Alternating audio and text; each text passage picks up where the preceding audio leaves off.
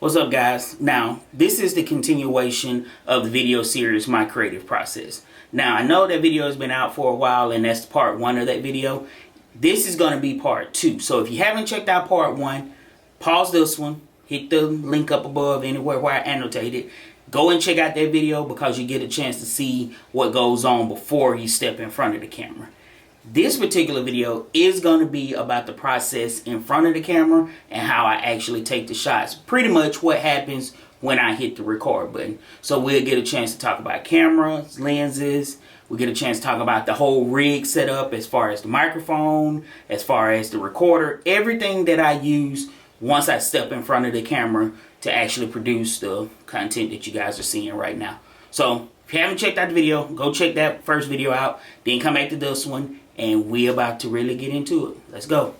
If you decide that you're going to post content or you're going to create content, you got to have something. After you do all the writing, you do everything as far as the scripting, background work, you got to have something to record it on. So you got to have a camera.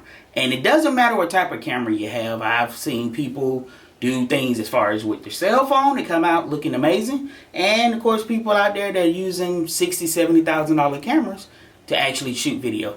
At the end of the day, it's still just a camera. Yes, the cameras will have different features, but it's still a camera, and you got to have at least some type of camera to shoot your video. The camera that I chose is the Sony Alpha 6300. Now, there are a few reasons why I chose this particular camera, and whenever you've been watching my YouTube channel for the past 6 months to a year or so, everything, or about 90% of the shots that you've seen, have come from this particular camera. And the reason why I chose this particular camera, which if you guys are following me on YouTube, you know I've gone through so many different cameras, like 3 or 4. But this one of the main reasons was because it was small and lightweight.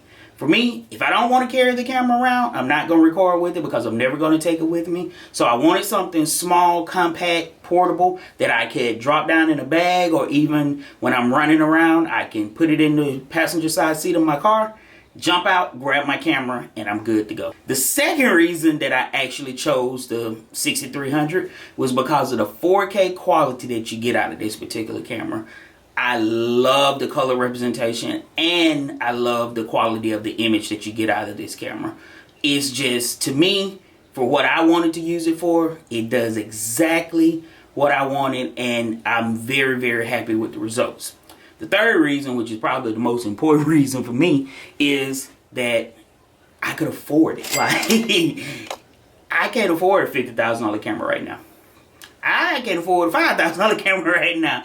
But the 6300, when it came out, it was about $1,000. So I was comfortable with that. It gave me everything that I wanted in a price that I could afford. The Sony is my main camera, but I do have a secondary camera, or a B-roll camera, that I shoot with. And my B-roll camera is, you guessed it, my iPhone. This camera is with me all the time. So as far as check off on portability, always with me, some I can carry around, of course it does. But the other thing that I really like about this particular camera or phone is that it does shoot 4K quality at 30 frames a second, which most of my videos are shot in. So I can mix and match my video from here to the Sony with a little color grading to make sure the colors match. But I can put content into my videos from this particular device, and that is invaluable because there are times when you walk around and you just see something dope and you want to take a video of it or take a photo of it. Boom, I don't have to have my big camera or my A camera. I can have this camera and everything is a go. Let's see, we talked about the camera. Something else that we need to talk about. See, the camera is kind of like your brain, and then you have eyes. Oh, your eyes, or your lenses. Now, of course, the camera, like I said, is like the brain. But your brain can't process anything if first it doesn't see what it needs to process. So that's where your lenses come in. And lenses are definitely like your eyes, because based on how you look at a certain situation, depends on how you react to that certain situation. And that's the same idea with lenses. Based on the different type of lens that you use for a certain situation, depends on how your audience reacts to that particular situation. So the next most important thing to me when it comes to the whole camera rig setup and everything like that will be definitely the type of lenses you have. I own 3 different lenses right now, and these are the lenses that I use all the time. I've had more different lenses, and I just decided to just crunch down on the lenses that I have and pick lenses that work for me and what I want to be able to shoot and my different type of content that I want to be able to bring to you guys. So we're going to jump into the actual lenses that I use to shoot my videos. The first lens I'm going to talk about, and the lens that I use the least amount, but it's not because I don't like it, it's just based on some of the videos I've been shooting lately, I haven't had a chance to really fully utilize it, is this. It's the Rokinon 85mm Cine lens. Now, this one I use a lot when I just want to give you guys that filled up screen of the subject that I'm shooting. I want you to just pay attention to the subject and nothing else. And this lens delivers on that. It gives you more of an emotional look when it comes down to this particular lens. That is why I like this lens. My second lens, which is my baby, my favorite lens of all, because this is one of the first lenses I purchased when I purchased my camera, and that is the Sony 50mm 1.8. Now, this lens I probably used about 80%, I say 80%, maybe more like 90% of all my shots that you guys saw on YouTube. I like this one because if you're a one-person shooting team like myself, you know, it's hard to measure, get focused, make sure you stay in focus. You don't want to move too much because you get out of focus, which, boy, when that happens, it's horrible. All right, the last lens, or my third lens that I use, is this one, the one that you guys are looking at right now. It's the Sony 18 to 105mm lens. A couple of reasons why I picked up this lens, because this is my newest one. I haven't had this lens that long, but one is because it has autofocus and I could shoot, again, this talking head scene without really having to worry about, am I in focus? Am I in focus?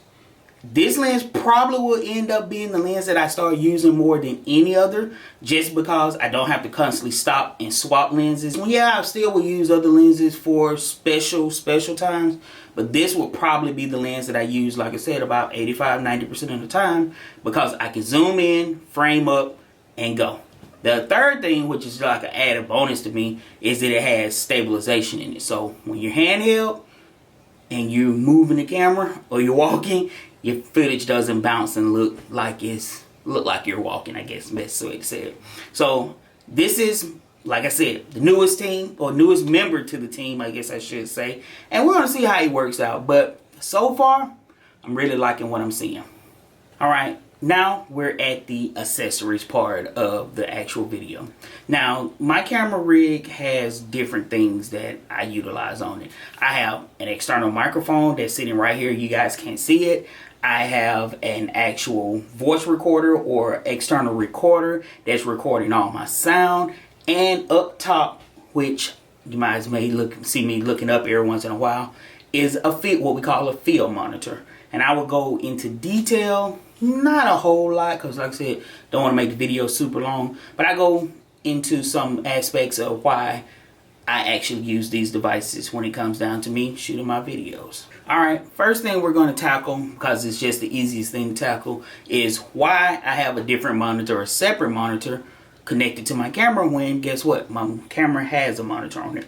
Well, a couple of things. One, because if you have a Sony's, unlike other manufacturers, Canon, their actual monitor on the back of the camera doesn't flip all the way around so you can see yourself. So that becomes kind of a headache, especially, like I said, you're a one-man team and you're trying to shoot the talking head shot. I have a monitor up here so I can see what it is I'm actually shooting. And that's mainly it. The one that I have is the Freeworld F7. I'll leave a link down in the description below. Show you guys all the features of this monitor. And I like it. I just actually picked this one up. I had an old El Cheapo one that I spent like 50 bucks on at one point in time. But I really like this monitor because it's 4K. It actually accepts the signal from my Sony camera and doesn't try to do some weird stuff to make it fit on the screen. Again, link will be down in the description below. You guys go check it out and you pick up the one that you like, or you don't pick up one and continue rocking out like you're rocking out now. The second part of the accessories that are connected up to my camera rig is the actual Audio-Technica microphone and the Tascam DR60D. I think that's the model number. I use these two devices to record my audio separately, and then later on when I go in to edit my videos, I actually put it into the video or attach it to the video later.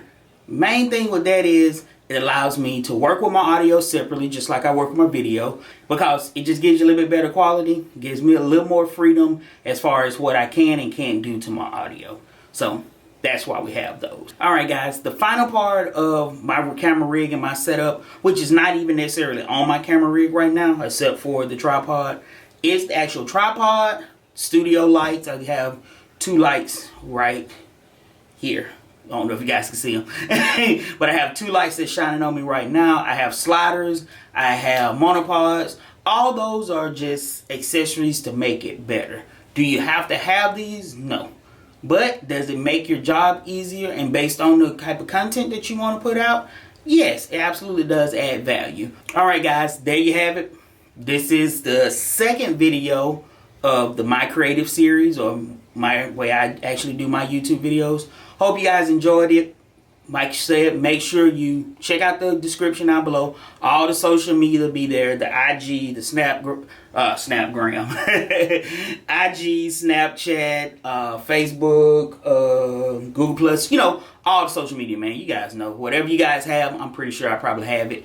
And I do post on there. If you've been watching this video, or you've been watching me on the social media, you'll kind of see the background of everything and how everything is laid out inside my little studio that I shoot all my videos.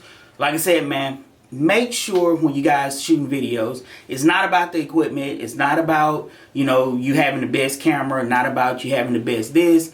It's all about what you have up here, what you guys bring to the audience, and also just getting it out there. And I know how to take my advice because I haven't shot videos in a while. And I appreciate my subscribers, man. Appreciate y'all hanging in there with me. I'm going to be shooting more videos. But at the end of the day, man, tell you guys all the time, stay teched up. Keep doing what you're doing.